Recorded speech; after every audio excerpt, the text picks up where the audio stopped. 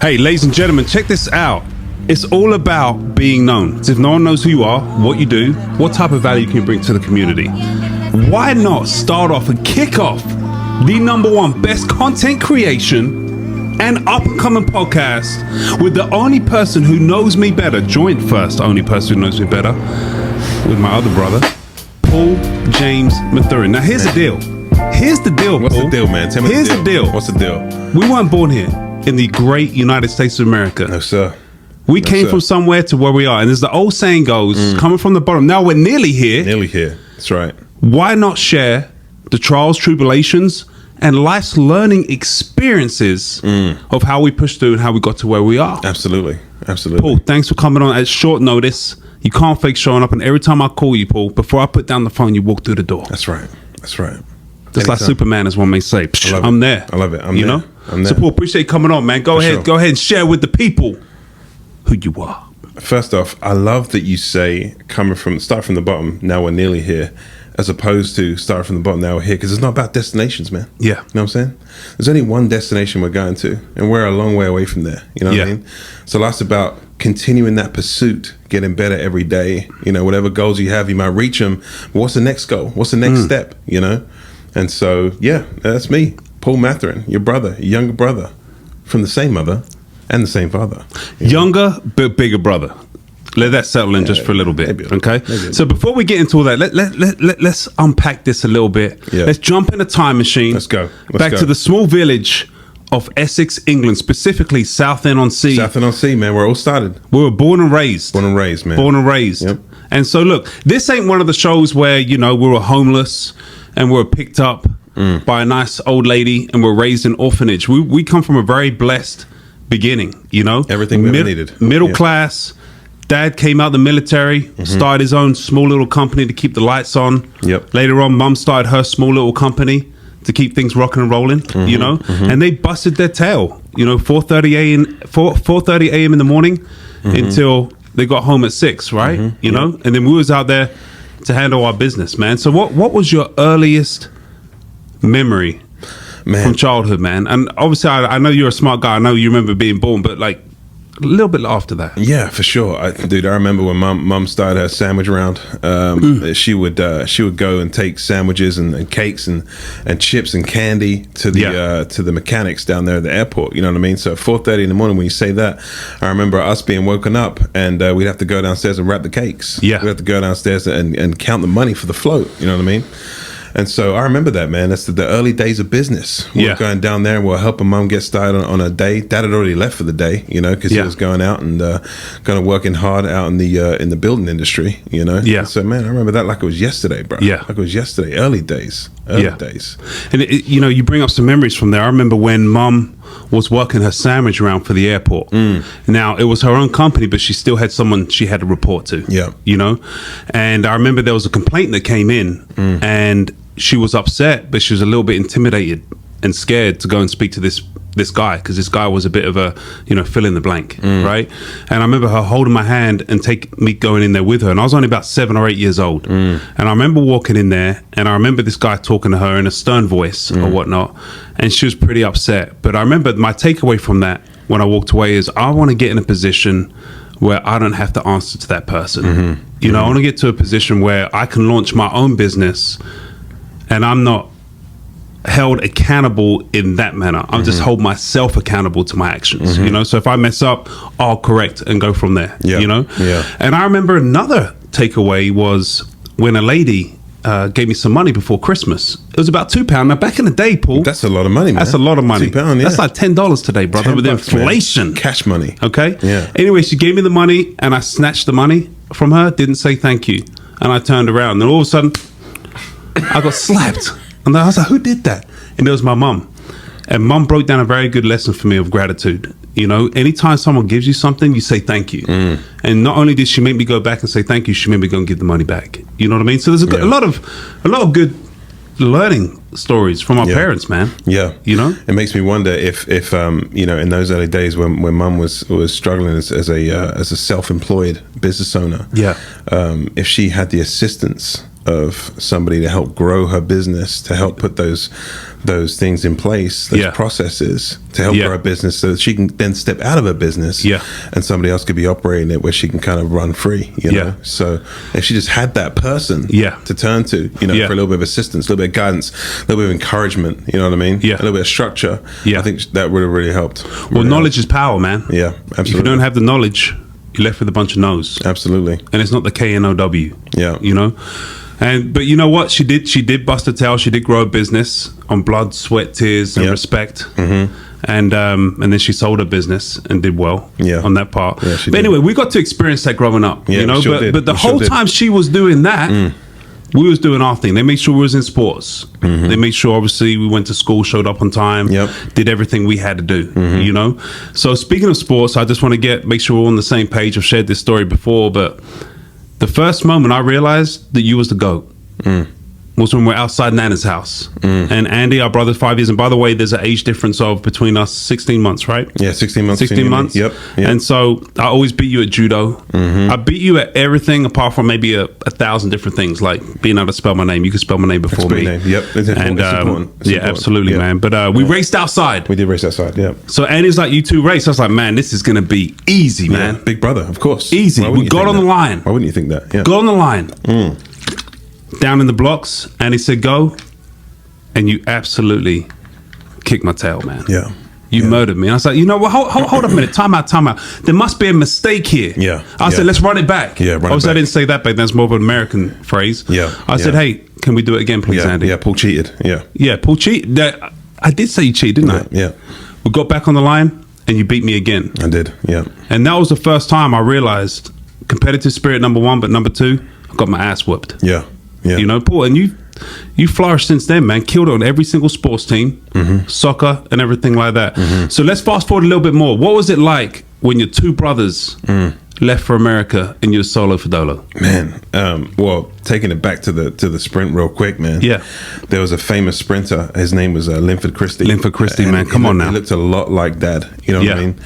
And, you know, I channeled my inner Linford Christie. And honestly, when Andy said go, which is equivalent to the gun going off, just something lit up inside of me, man. You know what I'm saying? It did. I had my head down, man. I was launching. I was looking at the ground, and as I slowly looked up, I realized there's no one beside me. I thought you'd already crossed the finish line. Obviously, I did. Then I realized I was out in front, man. And you know, it was for me. I think it was a little bit of a crutch. It was a little bit of a crutch to win at such an early age. I thought I was the best at everything, the fastest runner in the world. I beat my big brother. You know what I mean? Boost your confidence. And so I think, if anything, it was a bit of a handicap for me to kick your ass that day. You know. And for you, it gave you that need to want to be better, you know. And you know, I mean, look at you now, man. You know what I mean? So no, that was definitely a transitional point. It was a great race. It was a great race. Yeah. You know, but it was the last race I'd ever win in life. No, I'm just playing. No, but it was fun. It was a good time. So fast forwarding to when you and Andy. And I'd say one more thing on that. Yeah. Because you said the perfect thing. It was a great race. I believe that day right there. That day was the first day that we haven't finished. And the reason why I say that, I don't want to race you again, okay? Because I don't want to blow up my Achilles like I keep seeing on TikTok and YouTube and Instagram. I don't want to do that. But what I do want to say is, Paul, we have not stopped racing. We have not stopped racing since then. Yeah. That's right. The race continues, my friend. But not against each other in life. In life, yeah. Absolutely, man. Man, I remember when Andy, our older brother, first left for America, and you at that point you're playing for England basketball, and Andy left, and you know, left a hole in our hearts, man. You know what I mean? But again, that gave you the motivation, to keep focusing on your basketball, and what happened? I don't know if you remember, but you'd planned a trip to America just to go have a look around. You know, at this point, I think I was maybe. Well, you were 15, right? Yeah, I was about to turn 16, but I was 15 at the time. Yeah. So I was 13, going on 14 at that point. And you went on vacation for 2 weeks, and Mom came to my room a little under 2 weeks later, and she was like, "Chris isn't coming back." And I was like, "What do you mean?" Like, woke me up out of my slumber, you know. And man, it was crazy, man. Like, as we've gone from a house of three brothers being together, and all of a sudden I'm essentially an only child in the house, you know. So it shook my world, man. It really did. It shook my world. But I had to try and figure out a way how I was going to get to America, and it took a while to get that figured out. But eventually, I did. You figured it out, man. And all these changes in life, they just increase our motivation and our drive, and that, I think, that's kind of taught us that whenever we face challenges in life, how we respond to them. You know, because some people, you know, they can smother their success because they're focused on what's gone wrong. You know? But the way that we've been operating just through our early life and now our current life is whenever we face a challenge, it drives us to do more, to do better, to get to that next level. Yeah, you know? I love that, man. That's what it did for me anyway. You know, John Maxwell says in life you've got two choices: you can be bitter or you can be better. Yeah. But you could either cry your eyes out in your bed and never get out your slumber, or you can go out there and build yourself, man. And I think that's exactly what you did. Exactly. You know? I know for a fact we were very close. We shared the same room. Yeah. We spent a lot of time together, and obviously I had your back, you know, multiple times. And you know, I just remember, like, no one's gonna mess with my younger brother. But can you share the story when I left for the States? You got your ass kicked at the basketball court. I can't share that story. Thanks, man. So my memory is pretty clear on that. So what happened? Because I was a pretty good basketball player myself. You know what I mean? Explosive at dunking it and stuff. You know? And so that we'd always go down to the park and it'd just be a crowd of people and stuff, and we'd end up, you know, some of the best players would play one-on-ones. You know, and there was this guy named Ronnie. At the time, I was 16 years old, and you know, growing up, going through school and stuff like that, I always had my bigger brothers. You know what I mean? So nobody would ever mess with me. So I never had any issues with anyone because they already knew. Chris is Paul's big brother. We don't mess with Paul, you know. So, but anyway, so I'm out there on the court, and this guy, he's probably in his mid-30s. His name's Ronnie. He comes through with his boys, and you know, he wants to play with us and stuff like that. And so he picks me out. It's like a one-on-one, you know. And so we're playing and stuff, and we're trash talking, going back and forth and stuff. And I'm under the hoop, and it's 1 point until I win the game. Right. It's at 21. Right. And so it's 20. He scored like 11 or something. I was kicking this guy's ass in front of all these guys, in front of all these girls. You know what I mean? So it was a pretty live situation. Anyway, so I had the ball. I was under the thing, under the hoop, and I go to do this move, and he reaches around and he grabs me in the crotch. You know what I mean? And so I do a step back, and I sink it. And I'm like, "What, you gay or something?" You know, just a joke. You know what I mean? As kids say dumb stuff. Well, you're talking trash the whole game. It's a competitive game. I was like, "Gay or something, man?" You know? Yeah. Anyway, I'd never say a word like this, but he's like, "You talk shit to me? You talk shit to me?"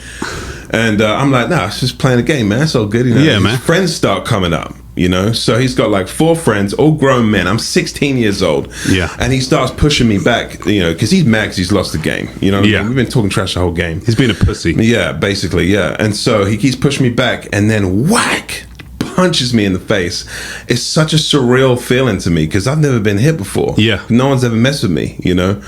And his friends are standing around. I'm not trying to get in a fight, and all my friends are on the bench or whatever. Getting in their cars, packing their suitcase, heading to France. What's going on? Heading to France. Yeah, pretending they're not there. And so he just starts just kicking my ass, man. Yeah, you know. And man, I was so mad. So nothing I could do, man. Yeah. And so that was the first time, and I remember I got my ball and I just kicked it as hard as I could, like over the fences into the traffic, man. I was so mad because they all just walked away laughing and stuff because they just kicked my ass, whatever. Yeah. And I remember I called you that night. I was like, "Man, this guy named Ronnie, man, he kicked my ass, man. Can you fly back and come and beat him up for me?" You know? I'll come and fly back, but I made some calls. Yeah, made some calls. Yeah, exactly. But I always knew that I could count on my big brother. You know what I mean? I could always count on my big brother. You know, if anything went down, I could always give you a call. And so you being so far away, but you still handle business. You know, it was taken care of. What's interesting is I bumped into him years later. And you handle business again. Handle business again. Yeah, for sure. But it wasn't a one-on-one this time. It wasn't one-on-one. Actually, it was. Yeah, it was one-on-one, but it was more, nothing happened physically. Yeah. But the guy was so apologetic, man. What's interesting about this, and I know we weren't really planning on going this route, is I spent so many days, weeks, months thinking about what I would do when I found him. Yeah. You know? Yeah. Yep. Get my revenge. I was so mad, mad. Just all this pent up like hate. And when I saw him, like all that just went, the way that he looked at me, just like he knew what time it was. He knew what time it was, and immediately, man, it was like, I'm good. Yeah, I'm good. You know. Yeah.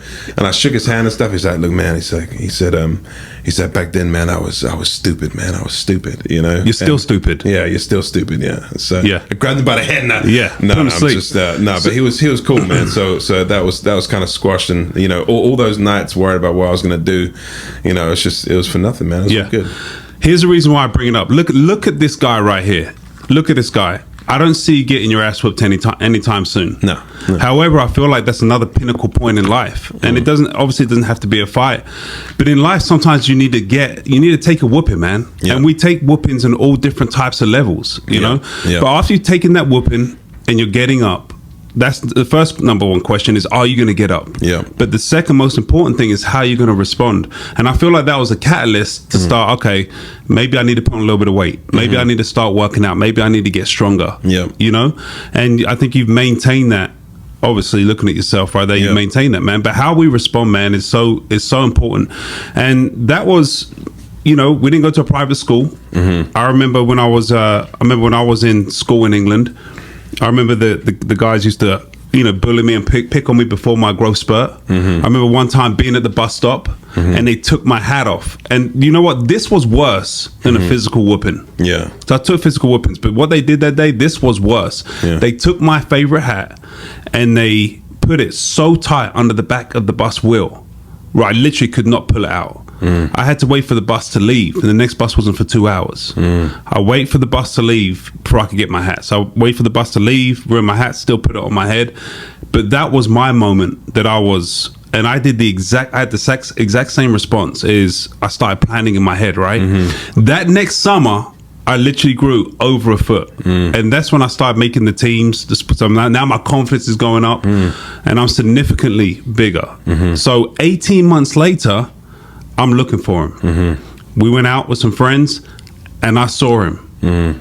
And the first thing I did was walk straight up to him. And as soon as I walked up to him, before I could do anything, before I could say anything, "Chris, how you doing, mate? Haven't seen you long. You're so tall, Chris." And then he hugged me. And he put his, like, you know when someone puts their face in your bosom? Yeah. He put his face in my bosom, was like rubbing my back and stuff. I was like, man, how can I kick this guy's ass right now? You know? Yeah. So I didn't. Yeah. Okay? But I knew, he knew, and that's all that mattered, man. That's all that mattered, you know? So hindsight's always 2020. Looking back, these are the things I believe God puts us through so we can learn and we can grow through them. Some people grow through them. Some people stay the same and just keep getting their butts whooped. And that's like life, and that's like in business, man. For sure. You're going to get, especially as a small business owner, entrepreneur, starting your own business, you're going to get whacked in the face so many times. People's going to rip off your hat and stick it under the bus wheel so many times. But it doesn't matter as long as the last time you grow through it and you push through it. You know what I mean? Yeah. Ladies and gentlemen, we got a little quick break here from one of our sponsors. We'll be right back. Paul, appreciate you, brother. Appreciate you, man. Yeah. This episode is brought to you by one of our sponsors, Range Fit. They make all natural electrolyte single packs that are perfect for staying hydrated on the go. Whether you're hitting the gym, out in the heat, or just need a boost during the day, these things come in clutch. Range Fit is a sugar-free, made with clean ingredients, and actually tastes great. No artificial junk. Just toss the pack in your bag, or keep a few in the car, and you, my friend, are set. Check them out. Hey guys, we're back. Appreciate our sponsor there, as one may say. And Paul, you man, just you sharing the story of coming over to America from your lens is, man, that's amazing. And for me, when I watched the movie, you've heard of the movie Blindside? Oh yeah, Michael Orr. Absolutely, yeah. That was essentially my story. Obviously Andy paved the way, came out here, played at Oral Roberts University. And he called me up one day when I was in England, because back then actually didn't call me up, he emailed me, because back then it was hotmail.com. You know, it was way too expensive to call, so he emailed me on hotmail.com. We didn't have email at house, so I had to go to school and check my email. That's why I showed up to school so much, was to check my email, see if Andy sent me an email. Obviously back then, and he wasn't great on communication like he is today. And so it was about once an email every week and a half. And he said, Chris, for some reason, people in America love it when you play sports. He said, why don't you come out here and see if we can get you a scholarship, you know? So mom and dad scraped together their money, okay, and put me on a plane. I was with the goats. I was with the sheep and the goats and the hens at the bottom of the plane. No, I'm just kidding. But they sent me over here, and I came out here, and like I said, it was like blindside. God opened the doors. A good teammate of Andy's, Kyan Brown, still our brother from another mother. The only person that could beat me wrestling, no matter how great at jiu-jitsu I think I am. He's 350 pounds, buck naked, dripping wet. Very, very strong. But anyway, that's not the whole point of the story. So he put me in his car, and he started taking me around high school. So imagine this, man. You come from a different country, you're 15 years old. Hey, we're going to find you a high school to stay. Tick-tock, tick-tock. So I went to these high schools, mainly smaller high schools, because you had to go to a private school for the I-20 visa situation. Yeah. Okay? Yeah. So I've heard those people out there saying that I didn't play at big-time programs because I couldn't play at big-time program. Haters gonna hate. That's right. So I went to a couple of high schools, a little bit too easy. I was averaging about 105 points per scrimmage. Yeah. And then I found a high school that it was more better for my acumen and my game. Yeah. Right Christian Academy. Anyway, I was in there. They introduced me to the local nurse, which is the Lazarski family. Oh man. And that's how my Blindside story went on. So when I saw Blindside, I thought it was me. And so I got to stay with the Lazarski family, which was great. My earliest memory was when they cooked me breakfast because they like to throw down. Yeah. And it was biscuits and gravy. Oh man.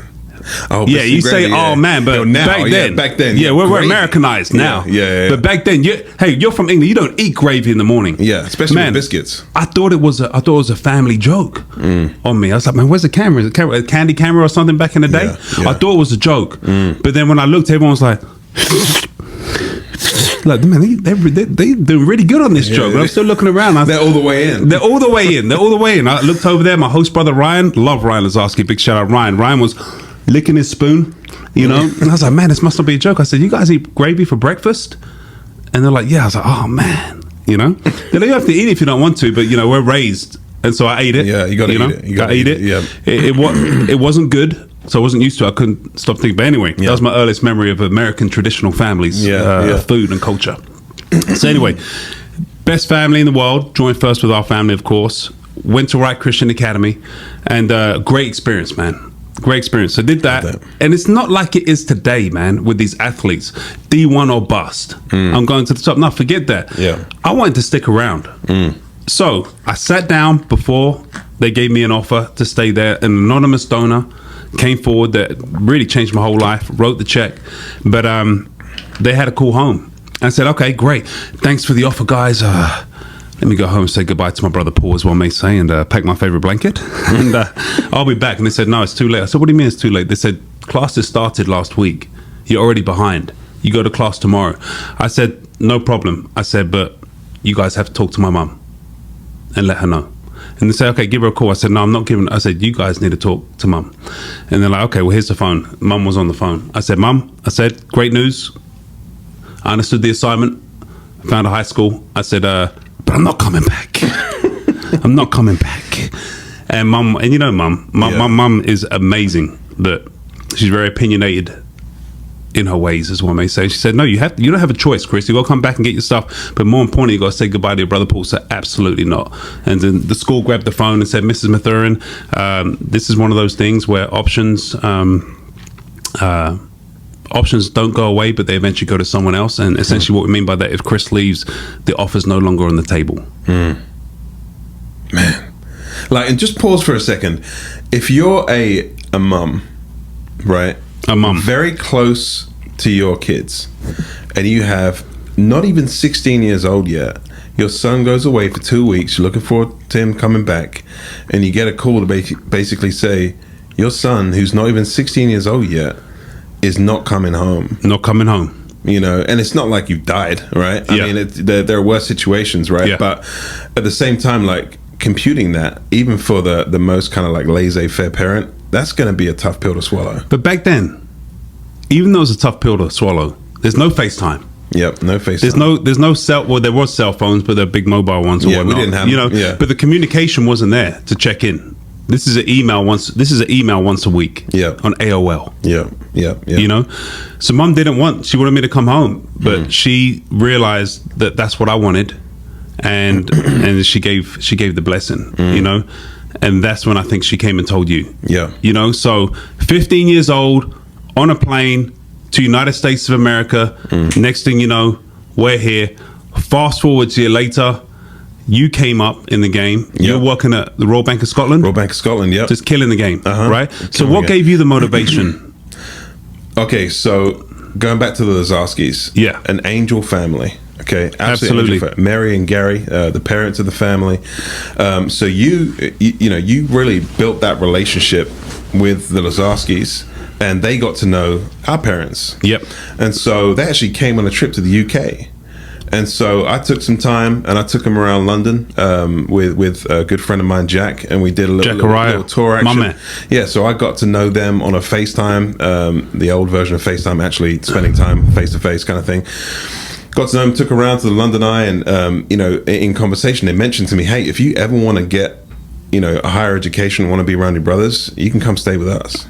Open the door. Open the door. Wow. And so, and that was, no scholarship, no basketball, nothing like that. It was like, if you need somewhere to stay, you can drive to school, And so that kind of put the bug in my ear. And Andy, of course, was really encouraging me to come out there too. And so we started making some calls.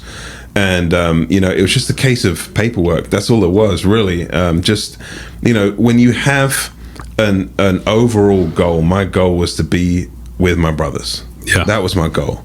I just didn't have a pathway. Because although I was really good at basketball, I wasn't. I was a little older at this point now. I'm like 20. I'm working at the Royal Bank of Scotland. You probably could have got a soccer scholarship though. I probably could have. Yeah, I probably could have. But that's something we didn't think of. Was more come out here get an education, right? Yeah. Well, actually, I did think of it. Of it. In my mind, all Americans are terrible at soccer. That's what I believed. That's true. That's what I believed. Right. Yeah. I'm like, shoot, I could play soccer. I'll get full ride. Yeah.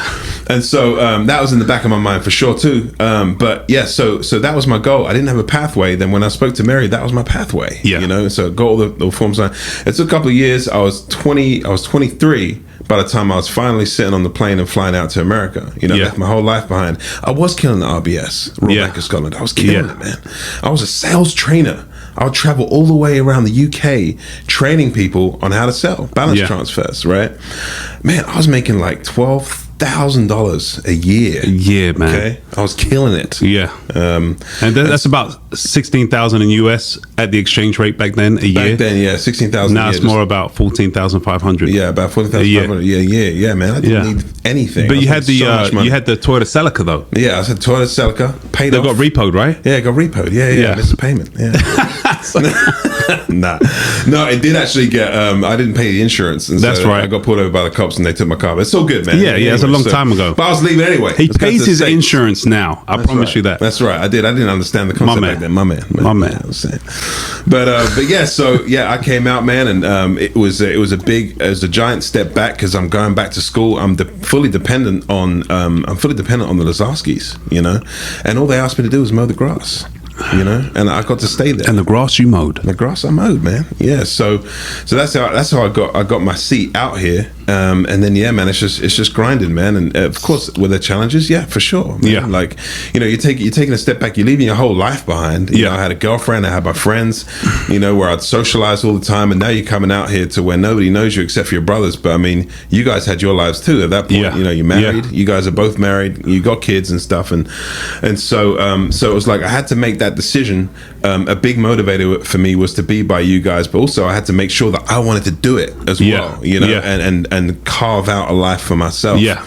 And I did, man. It was I wanted it so bad that the setbacks and the challenges weren't enough to send me back home. So but look how God works. Look how God works. Just from having a basketball, Andy used that as a tool to pave the way for our family to come out here. Got a Division I scholarship. Just by having a basketball, I was able to bounce that ball across the Atlantic to come out here. And then using basketball as a tool to get an education.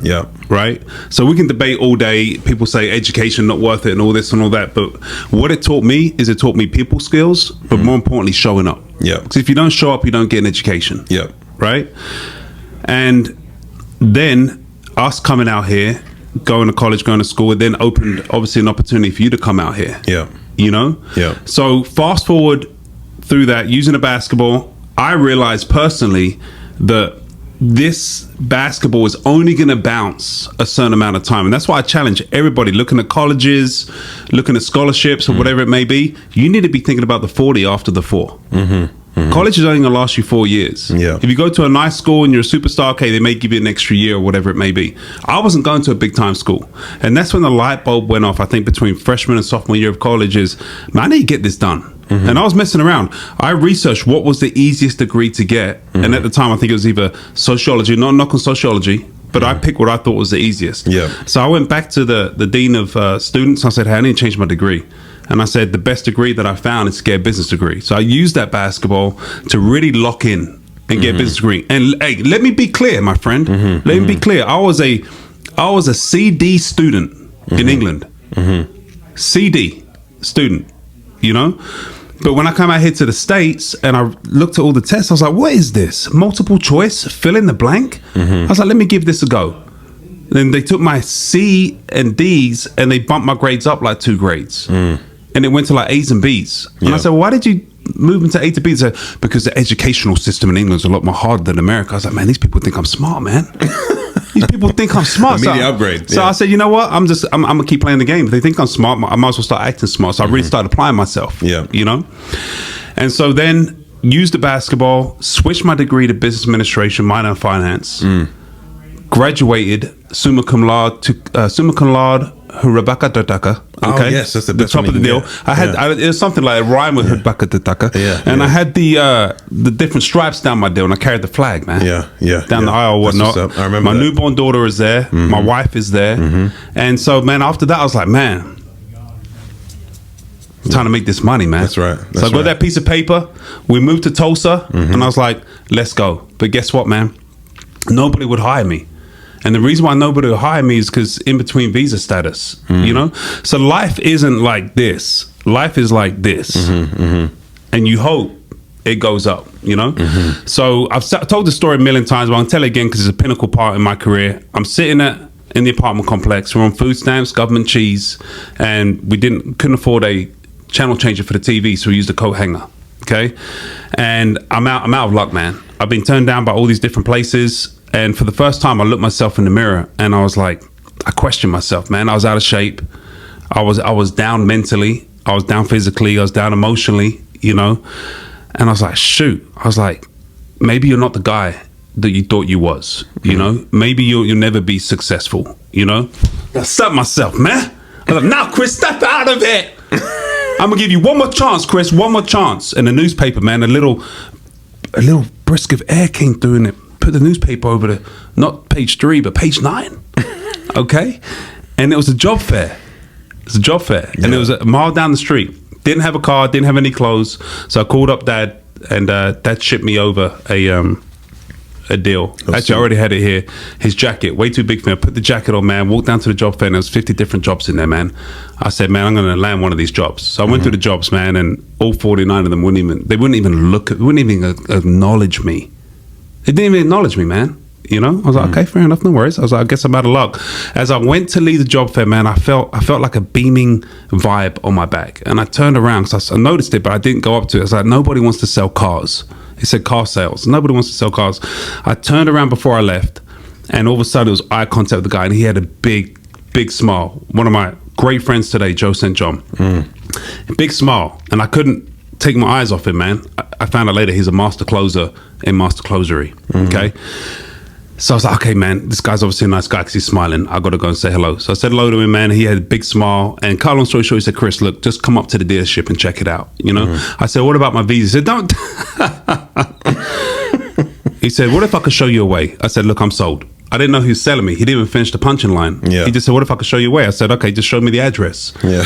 Went to the dealership, doors open, inside waterfall. Guys walking around, fresh and so clean, pants, polo, name tag. Holy grail. I was like, where's Joe? And Joe came down, Chris, glad you can come here today. And gave me a tour of the place and all that stuff. And he said, do you want to work here? And I said, yeah. He said, okay, great, full commission. Here's your new car. Threw me a car to drive. Toyota Corolla, man. Yep, silver. I was like, what? I was like, thank you, Lord. Thank you, Lord. Yeah. So, man, I started selling cars. I'm going to tell you right now, of the 50 new car salespeople they brought on, I was ranked number 50. Because I knew nothing about cars. I knew nothing about sales, you know? But I decided that day that I was going to do everything I can to, number one, be successful, put food on the table, but number two, get off these food stamps, you know? Yep. And so, man, when I walked around that dealership like I owned the place. For example, walking around, very fast pace, walking around. Someone's looking at a car. I said, guys, is everything okay? Is there, act like I wasn't approaching them, okay?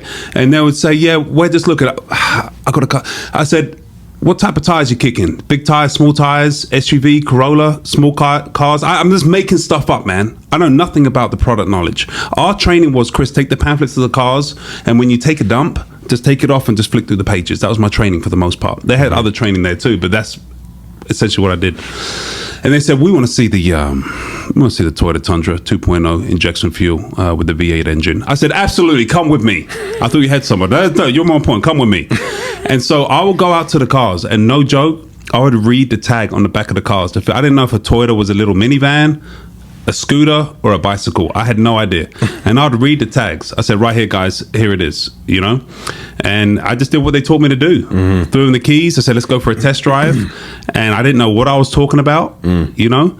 And we got back, but I knew what to say. We got back, and I would say what they trained me to say. If there's one thing from stopping you from owning this car, and one thing only, what would that one thing be? And they said, well, probably the price and the payment. So you're telling me if we can fit this in your budget and make it work for you, that's the car you want to own? They said, absolutely. I said, come with me. And I'll turn around and I'll just start walking. 9 times out of 10, when you turned around, they were right behind you. Into the dealership. Yeah. The one time you turn around, they said, I was like, guys, come here, come in. They're like, okay, and they come there, you know? Did that for 3 months. And they said, Chris, we notice something in you that we'd never noticed in a salesperson or any human being before. And I said, what is it? My closing skills or what? They said, you're black, you're English, and you have straight white teeth. We didn't know that was possible. You're promoted into the finance department. Nice. And now, let me be clear, my good friend, or my good brother, my brethren, as one may say. These finance guys back then were not the finance guys you see today. Great guys. Average age of about 57 to 61 years old. Beautiful white gray hair. They had, what's the deals that go over your shoulders that ping into your deals? Oh, the suspenders? The suspenders, and they always flip them even though they weren't in great shape like you. Yeah. And they had a putter, even though none of them had played golf in their life. Yeah. And they had like a long headset. And they just walk around doing that. And them guys made buku bucks. And all of a sudden, I'm coming in here, changing the game. Look nothing like them, talk nothing like them, walk nothing like them. But I knew this was my chance. Yeah. So I got in there and I felt like I bit off more than I could chew. So I picked up the phone and I called my wife. I said, yeah, babe, I'm just on a career fair right now in monster.com. So I think I bit off more than I can chew. There's no way I'm going to be successful at this. There's no way. I was scared. I was intimidated. And I just, Chris, you're going to fail. You're going to fail. And I'll never forget the words. She was like, suck it up, buttercup. Like, you're staying. You're not switching jobs like that. And I was like, dang. And then my pride and ego kicked in a little bit, like, man, I can't fail in front of my wife. You know, like, I have to make this work. You know what I mean? First month, failed miserably. Second month, failed miserably. 2 weeks into the third month, for some reason, my lunch break, I went by Lowe's and I said, man, a brand new lawnmower. If I made a great commission, oh man, that's so good. And some reason they had big screen TV. Oh, I want that big screen TV. And then I just started thinking, I started envisioning success. And once I got success, not only how it make me feel, but I'll be off food stamps to be able to afford this thing. At the end of the month, I made my first commission of $18,000. $18,000. Now I blew it the next day, so I used it as down payment on the house, put down payment on the car and all that stuff. But the next month, $18,000. The next month, $20,000. I went a whole year, made about an average of $25,000 a month. Next year, same thing. Year after that, $30,000 a month. Year after that, $40,000 a month. And I was like, wow. Next thing you know, I turn around and everyone in that finance department looked like me. Didn't have the same complexion, didn't have the English accent, but B Smooth, Brian Smooth. Yep. All them guys, Nick Jones. I mean, it looked completely different. Yeah. You know? And so for me it's great making the money, but I know that they say money makes the world go round. But if you're not at home with your family and you don't feel like you're bringing true value, and don't get me wrong, I knew I was bringing great value. Customers loved me, and obviously I was doing very, very well. But it was the last day that people would ask me this question, Chris, how do you sleep so good at night, making all that type of money off people? And I'd say, man, I sleep really good, man. I got a lot of cash under my pillow, and it kind of props my head up, you know? But I knew I was doing things the right way. So I didn't care. But one day I was driving home, and for the first time in 5 years, I did everything right, disclosed everything, but I don't feel like I brought a true value to a customer. Yeah. Next day, got in a 3-piece suit, didn't need desk jacket anymore. I went in there and resigned. I resigned. And then I took a job with this insurance company, and I opened my own agency from scratch. Because backing up to what I was saying, making all the money and everything like that, but if I don't have a relationship with my kids, because I'm never home, and I tell you why I knew I didn't have a relationship with my kids. If I'm not presently present, if we're not going to church, because I'm too tired from the night before, from working late, all the excuses, what's the point in that? I knew I was going to get to a point where I was going to be by myself and doing what other people were doing, which is a choice, which isn't good things, how you handle stress, alcohol, drugs, or whatever it may be. I wouldn't have done drugs, but I knew it wasn't a good path because I saw where other people went, and I knew one day I'd be replaced. So I knew I had to pave a new way for my family, because that's where I want to be. And when I say I didn't have a relationship with my family, is because once I left, within a week, I turned to my wife. I said, Caden, our 2-year-old, he's an awesome kid, isn't he? Like, he's great. Like, he's fun. His personality's great. So, yeah, I know. Yeah, he's been great, but he just haven't been around. I was like, wow. Dang. Yeah. Man, from the outside looking in, I remember that transition, we talked all the time. Yeah. Sometimes we talk on the phone, sometimes email, but I remember, and the reality is back then you were so hungry. Yeah. And, going hungry, you want to do whatever you can do within the bounds of the law to feed yourself and to feed your family. So that was the goal. And I remember that transition into sales that at the time you knew nothing about, but you wanted it so bad. The need to get there was so great that you became, you essentially changed into this like sales guru, like watching videos, reading books, whatever you had to do, and it translated into everyday life, everyday conversations. Like, you became that person. That's why I believe you got so good so quickly, because the need was great enough. Like, those other guys, those other sales guys on the floor selling the cars that knew everything about cars, their hunger wasn't big enough, the need wasn't big enough for them to invest themselves so deeply like you did. And that's why you from the outside looking in, climbed that ladder so quickly into finance management, and then becoming the best in finance management. Everyone's looking at Chris like, what the hell is he doing? And even if you had a pathway to show them exactly what you did and how you did it, 99% of the people wouldn't do it because it's too much. Yeah. Because they're not hungry enough to go through or they'll give up. Or they'll give up. Yeah. As soon as they hit a roadblock. Yeah. But your need was greater, and then it was like years down the road. And cut it back to before you made that down payment on a house. Remember we had that conversation? You said, Paul, I'm gonna have a house someday. I'm gonna have a 3-car garage. I'm gonna have a gym. You know what I'm saying? There's gonna be a spare room for you to sleep in whenever you want to, And back then we never talked about houses. You know what I'm saying? Like, that was just so far off, and I was just envisioning like, wow. Envisioning it. Yeah. And then I remember when I first came out here and you had your house and you had a fat truck in the house too, man. I remember sitting on the tailgate looking up at the stars, talking to you. You're like, man, smoking your Black and Miles, man. Smoking Black and Miles, man. Yeah. And you're like, yes, I told you, man, this is the house. And that, you came to that point of realization where you weren't spending time with the family, and so the needs shifted a little bit. So I wouldn't, and not that you are, because I know you're not hard on yourself. You're a great relationship with your family, with your kids now, but your needs shifted because you just pivoted into something different where you're serving customers more and serving your family more. Yeah. And that's what's continued your growth up to where you're at now, man. So, I mean, you could write a book, bro. You really could, man. Like in the sales process. Because, I mean, I've worked with you before as well. I've seen how you communicate. But everything that you've got to people will look at, they're like, man, I want to be there, but they don't understand what it took to get there. Man, I appreciate that, and I appreciate you sharing that. And I feel like there's always learning lessons along the way, and this is a good nugget for anyone out there in sales. And let me define sales. We're all in some type of sales. You're always having to sell yourself, regardless. If you're in sales or if you're in service, always. Whatever industry you're in, you have to sell yourself. And I remember being in the auto business early on when I was failing. And I remember going into my boss's office and sitting down. But the conversation didn't need to be had, because when you are defeated, it reads all over your body. And once you tell yourself you're defeated, you're usually defeated. And so the late Darryl Brown, I walked into his office, walked in there, he could tell I was defeated. And before I sat down, he said, nope, dipped in his dip cup. He said, I'm not giving up on you. Don't give up on yourself. And there was only 2 days left in a month to make a month, and I was way behind. And that's all I had to hear.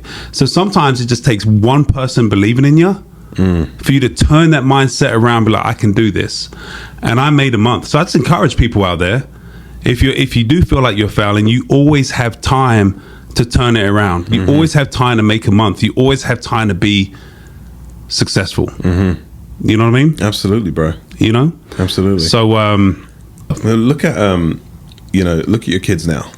Okay, so you got Mackenzie, absolute phenom, man, killing it overseas right now for the Great Britain national team. Big shout out to Great Britain. Yeah, man, taking my daughter right now. Yeah, for sure. I mean, she's become the talk of the town. Yeah, the talk of the country. You know, how many Division I offers did she receive? Do you know? She north of 50. North of 50 Division I offers, man. I mean, your story is great. I mean, talk about basketball in our family, you know, carrying us over to America, but it's still serving our family now. Yeah. You know, putting the basketball in her hands, yourself and Amber coaching her to where she's at right now, you know. I mean, it's a story that you could write a book about, you know. Yeah. For real. Yeah. And that's the great thing too, man, is anyone listening to this right now is we all have a story, you know, and just take a little bit of time to go back and reflect on your downs and how did you respond to them. And a lot of people don't, if they go back and reflect, they probably didn't respond to them in the right manner. Yeah. Okay, so what can you take from that? Yeah. You know, to teach yourself. And I remember in sales, another nugget for salespeople is, take the car business, for example, right? They make really good money. We made really good money. And sometimes it's frowned upon. But yet no one frowns upon people in the medical industry making that type of money. People don't frown upon the stockbrokers making that type of money, but why should they be frowned upon? You know, because they call it pressure. Well, in my book, pressure makes diamonds, right? So there's three things. If you're in any type of sales industry, there's three things that you need to be 100% sure of, and pressure is okay. Number one, are you selling the right type of product? Do you have a good product? You don't want to be selling someone a product that's not going to do what you said it's going to do in the realms of the policy or the product or whatever it may be, because that's unethical. So it's got to be a good product. Number two, you got to be representing a good company to stand behind that product in time of need. You know what I mean? To deliver the promise. But number three, which I think is most important, is you have to believe in yourself. You have to believe in yourself. And if you can answer yes to all those three things, it's okay. Yeah. It's all right to ask for the sale one extra time, two extra times. It's okay to make the extra follow-up call, whatever it may be. But if you got a crappy product, you don't need to be doing what you're doing. If you got a great product but the company's not going to back what they said they're going to do, or they're going out of business or whatever it may be, you don't need to be doing what you're doing. If you don't believe in yourself, then hey, you need to listen more of this content, man. Yeah, absolutely. You know? Absolutely. And so I could always check, no matter what I've done, those three boxes. Yeah. Yeah, and where value exceeds price, people are going to pay. Come on, bro. Yeah. Say that one more time. Where value exceeds price, people are going to pay. You know, working in HVAC for a stint. I worked in HVAC for 2 years, and people would question me. You know, why are you selling people units for $35,000 when they can buy a unit for $6,000? Yeah. Well, they're two completely different units, and the reason why people were paying that money is because I was able to communicate the value of buying a more expensive unit.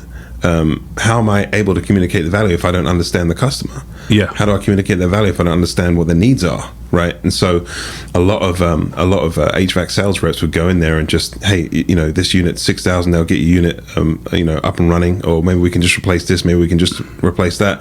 Well, why would you allow an old unit to just limp along for another 2 years? Yeah. When you can get a unit that's going to last 20? It's like throwing money in a black hole. Exactly. In the long run, they're going to spend a lot more. They're not going to be comfortable. The issues that they have are going to persist, right? If their air quality is down, things like that, right? Yeah. Once you research and understand on a visceral level what these things can do for a home when done properly, what a variable speed unit will do versus a single stage unit, things like that, understanding the science of it. And now you're communicating with someone. What do they have? They have confidence in you. This guy knows what he's talking about. Yeah. It's not, my house isn't only going to be cool, but I'm going to stop coughing throughout the entire night. Yeah. Right? My house isn't going to be humid anymore. All these things won't be fixed if you do the cheap fix. So it's up to me to be the professional and give them all the options. Yeah. Right? And it's up to them to decide whether or not there's enough value to pay the money to get it done the right way. And so people would be, they would question me charging $35,000 for a unit. A, that's what it's cost, and B, that's what they want, right? Yeah. But the people questioning it are the ones only selling $6,000 units and not making much money. So at the end of the day, bro, they're just haters, man. Man, that's it, man. Just haters. That's it. That's all it is. Give them a ticket to the fan section, because there's plenty of seats up there. Absolutely. And there's plenty of haters up there. Absolutely. So, Paul, how does someone go from England, coming over here, doing a great job in England, making $14,000 a year, £12,000 a year, to now, it seems like you have the key to success in moving up, growing, and being successful? Because, I mean, let's throw it out. I'm throw it out if you don't mind. I mean, someone that's making north of $500,000 a year, spanking the bank, to come from a different country and do that, what would you pin that to? I'll tell you, it's very, very similar to your story, in that when the need grows, when your purpose grows, right? When I got married to my wife and having kids, my income has tripled, quadrupled, and more. Yeah. The reason that I had to grind, the reason that I had to be successful, far exceeded my uncomfortability. You know what I mean? And so I'm okay being uncomfortable. I'm okay pushing the boundaries. I'm okay pushing my comfort zone. Yeah. You know what I mean? And so, whenever I'm struggling, or whenever I'm having a hard day, or if I'm tired or whining or whatever in my mind, you know what I mean? I think of my family, Yeah. So that's what drives me. That's your why. That's my why. And so I'm listening to podcasts of people that inspire me. I'm reading books, I'm having conversations. I'm doing the research. I'm becoming an expert in my field. I'm learning things I don't necessarily have to learn in my position in a company. Right. And so that's what drives me to be successful. I've always been in sales since finishing school. My first sales job was with you. Yeah. And you smashed it too. Yeah, smashing it, man. And I mean, without blowing smoke up your ass, I was listening to the things you were saying when you're talking to the team, And you made it your own. All the things that you learned in that season of growth and that season of learning, I was taking on through just watching how you talk to people. Yeah.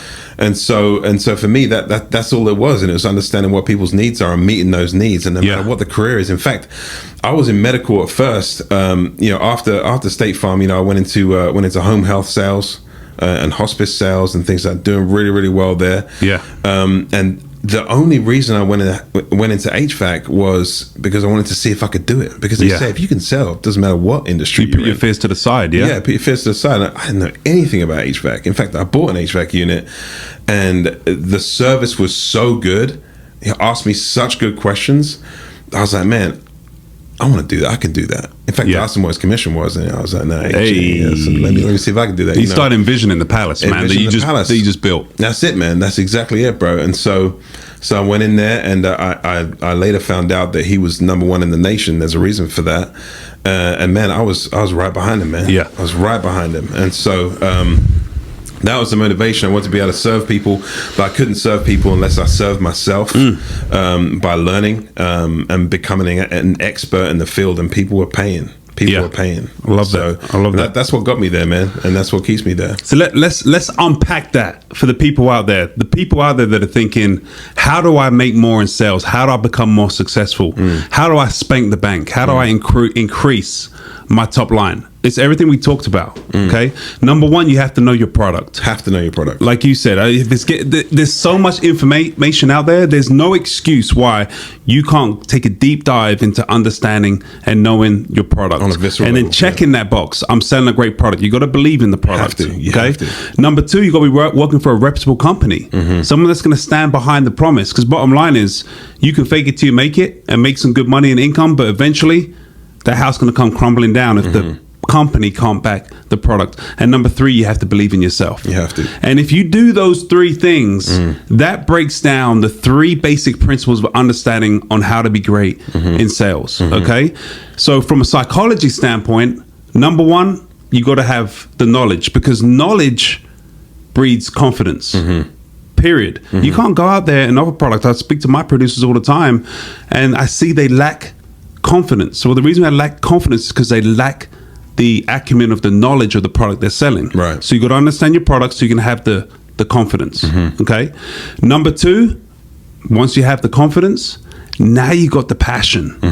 If you're not passionate in doing what you're doing, you need to find a different doing.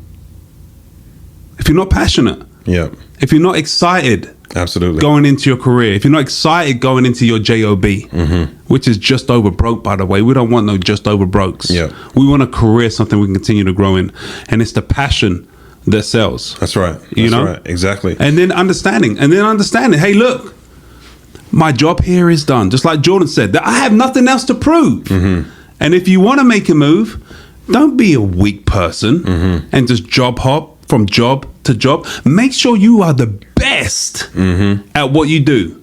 Make sure you're offering the best service.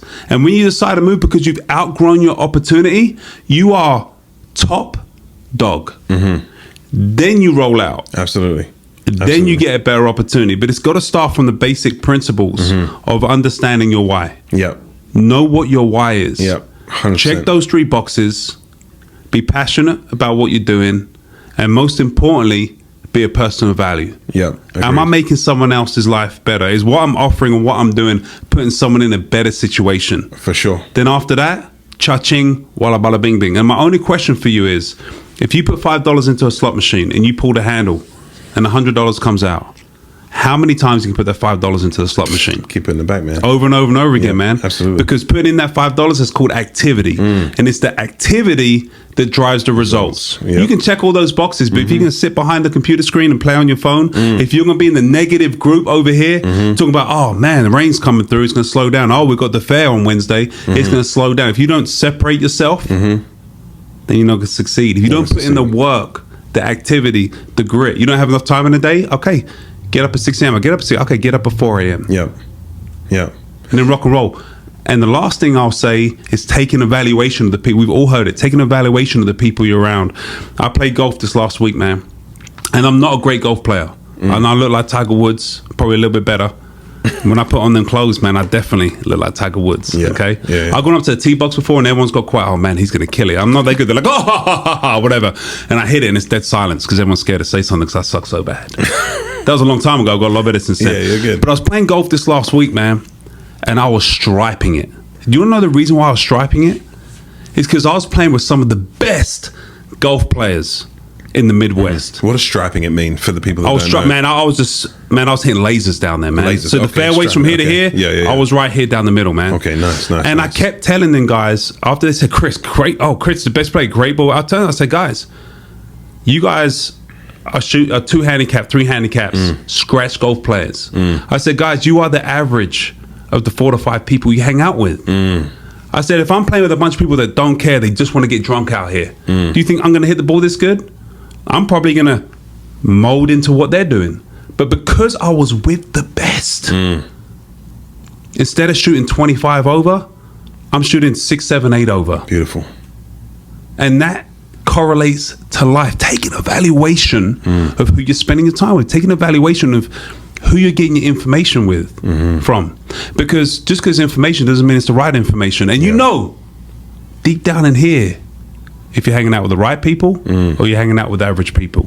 And if you're hanging out with average, you'll get just over average. You're hanging out with the top dogs, you're going to be a top dog. That's right. That's right. You know what I mean?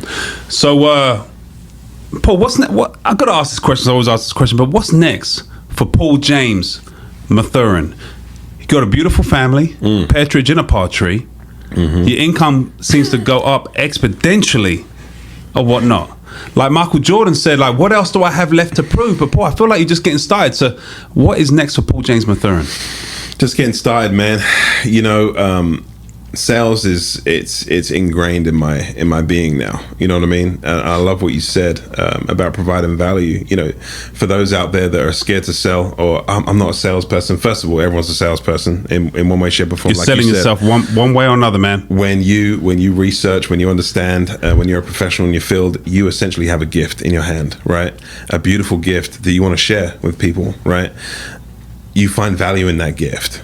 And giving that to people, communicating that to people, understanding that there is value in that gift is when you're at the pinnacle of sales, right? Yeah. Without the passion, without the knowledge, without the confidence, you don't have anything to give.